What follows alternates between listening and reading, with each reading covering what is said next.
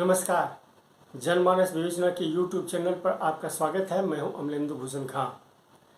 5 राज्यों में होने वाले विधानसभा चुनाव और 2024 में होने वाले लोकसभा चुनाव को लेकर के धीरे धीरे सक्रियता बढ़ती जा रही है। हालांकि अक्टूबर या नवंबर माह में, यानी अगले या नवंबर माह में विधानसभा चुनाव निश्चित रूप से हो जाने हैं, लेकिन लोकसभा चुनाव अप्रैल मई तक संपन्न किए जाने हैं। लेकिन विधानसभा चुनाव को लेकर के कांग्रेस पार्टी अपनी गतिविधियां, अपनी रणनीति तेज कर दी है। विधानसभा चुनाव हो या लोकसभा चुनाव हो, उसमें कांग्रेस ओपीएस यानी ओल्ड पेंशन स्कीम को लेकर के नरेंद्र मोदी सरकार को घेरने में जुटी रहती है। इस ओपीएस को लेकर के 2-3 राज्यों में कांग्रेस को सफलता भी मिली है और माना जा रहा है कि आने वाले विधानसभा चुनाव में, यानी 5 राज्यों की विधानसभा चुनाव में भी ये ओपीएस एक महत्वपूर्ण मुद्दा बनेगा।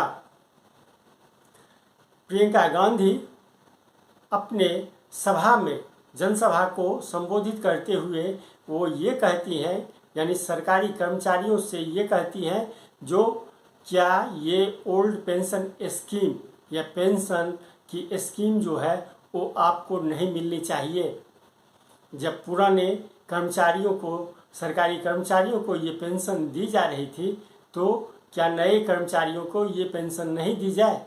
ये इस बात को लेकर के सरकारी कर्मचारियों के अंदर में प्रियंका गांधी एक मनोभावना जो है वो भरने की कोशिश करती हैं।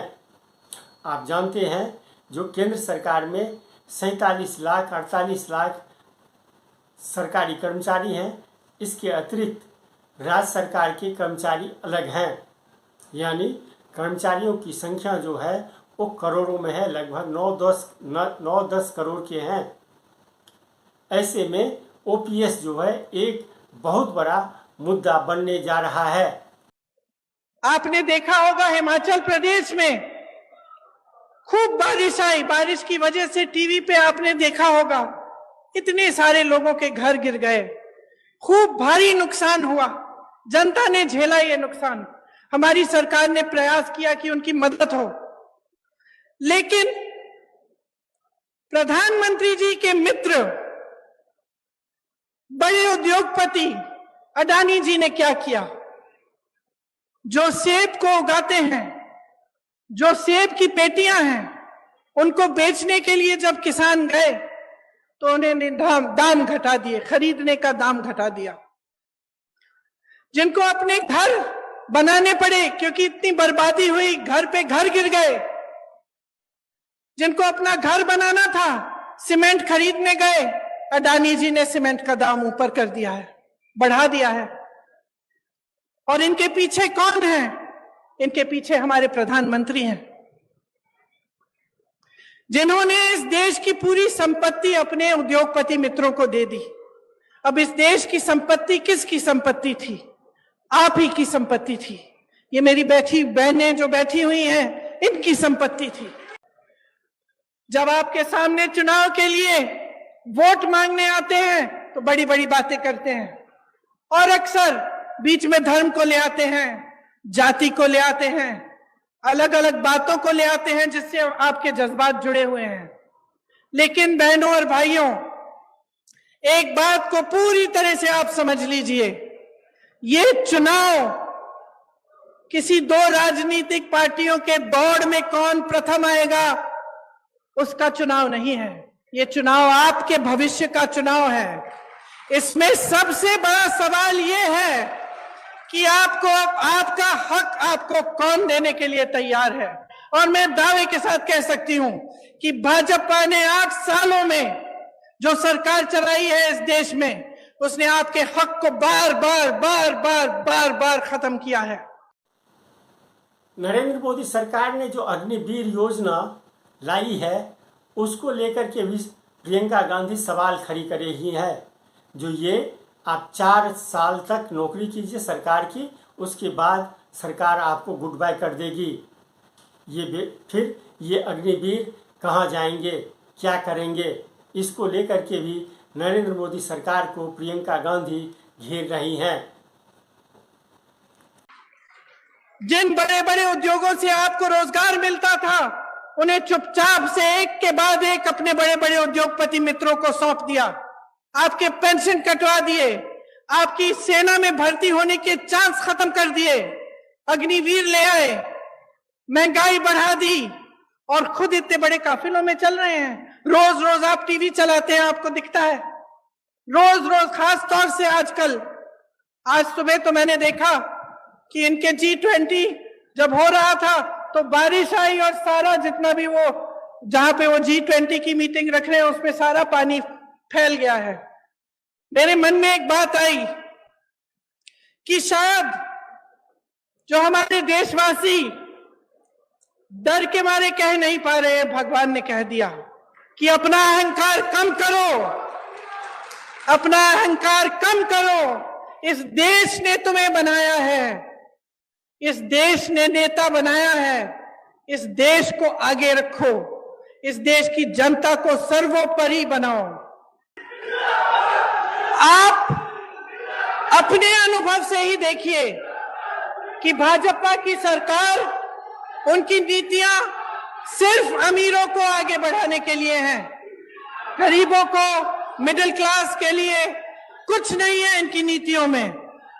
मोदी जी विदेश जाते हैं, वापस आते हैं, कहते हैं कि बहुत हमारे देश का आगे बढ़ा है, हमारा देश, हमारा मान इतना बड़ा है। बाद में आपको पता चला कि वहां गए और उनके उद्योगपति मित्रों के लिए वो डील कराए आए हैं और बड़े बड़े उद्योगपतियों को खूब वहां से बिजनेस मिल रहा है। तो आप ही बताइए कि आपको ऐसी सरकार चाहिए जो सिर्फ गिने चुने अमीर लोगों को आगे बढ़ाए, कि आपको एक ऐसी सरकार चाहिए जो आपके लिए महंगाई के राहत कैंप लगाए, जो आपके लिए इंदिरा रसोई जैसी योजना लाए, जो महिलाओं को मोबाइल फोन दिलवाए, जो किसानों को आगे बढ़ाने के लिए, उनकी कमाई को बढ़ाने के लिए बिजली के बिल माफ करें, उनके कर्ज माफ करें। यह निर्णय आपको लेना पड़ेगा और ये एक बहुत बड़ा निर्णय है, इसको हल्के में मत लीजिए।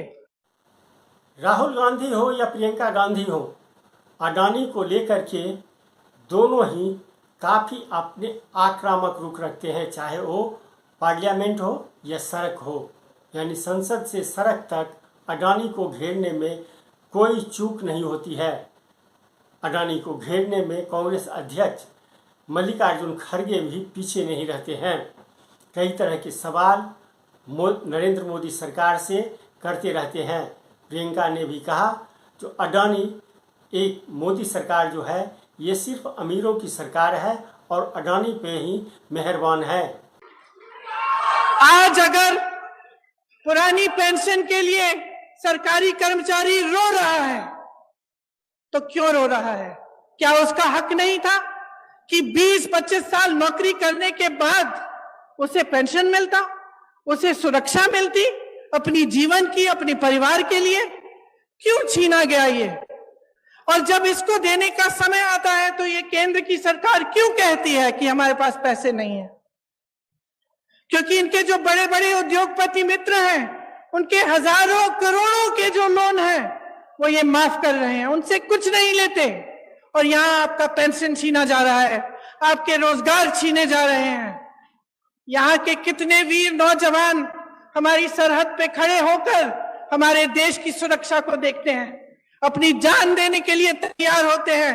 और केंद्र की सरकार ने क्या किया? अग्निवीर स्कीम ले आए। अग्निवीर स्कीम ले आए कि 4 साल बाद आप घर जाइए, नौजवान ट्रेनिंग करेगा, काम करेगा। हर चीज के लिए उन्होंने अपने उद्योगपति मित्रों को आगे रखा और जो जनता है उसको पीछे रखा।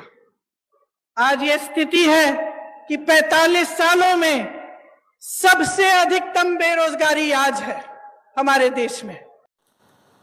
आज के लिए बस इतना ही। हमें दीजिए आज्ञा। नमस्कार। आप मेरे चैनल को ज़रूर लाइक करें और सब्सक्राइब करें। आपका बहुत बहुत धन्यवाद।